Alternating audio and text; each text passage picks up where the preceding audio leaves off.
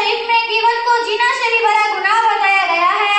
اس لیے اگر کسی سے زنا شاگر ہو گیا ہو تو وہ بارگاہ الہی میں توبہ کر لے تو اللہ تعالیٰ تو اس کو معاف کر دے گا، لیکن غیبت کا گناہ اس وقت تک معاف نہ ہوگا جب تک کہ وہ ہمیں معاف نہ کر دے جس کی ہم نے غیبت کی ہے۔ اسی طرح حدیث شریف میں آتا ہے کہ دو عورتوں نے روزہ رکھا تھا تو ایک شخص حضور صلی اللہ علیہ وسلم کے پاس آیا اور عرض کیا، کہا اے اللہ کے رسول، یہاں دو عورتیں ہیں جنہوں نے روزہ رکھا ہے لیکن اس وقت وہ پیاس سے بے حال ہے، انہیں بڑی شدید پیاس کا سامنا ہوا ہے جس سے وہ مرنے کے قریب ہے۔ تو